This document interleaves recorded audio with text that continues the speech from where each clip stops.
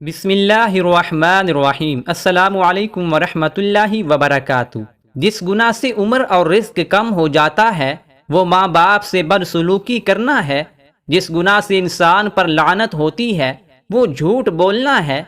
जिस गुनाह से दुनिया में ही पकड़ होती है वो जुल्म है। जिस गुनाह से आज़ाब खुदाबंदी नाजिल होता है वो जिना है। जिस गुनाह से अल्लाह और उसके रसूल सल्लल्लाहु अलैहि वसल्लम के खिलाफ ऐलान जंग होता है वो सूद है। जिस गुनाह से पूरी इंसानियत तबाह हो जाती है वो न हक कत्ल करना है। जिस गुनाह से नेमतें छिन जाती हैं वो तकब्बुर और नाशुक्री है। जिस गुनाह से दुआएं कबूल नहीं होती वो हराम खाना है। जिस गुनाह से बारिशें वक्त पर नहीं होती वो ज़कात की अदायगी में कोताही करना है। जिस गुनाह से अल्लाह ताला नाराज़ हो जाता है वो बाप को नाराज़ करना है।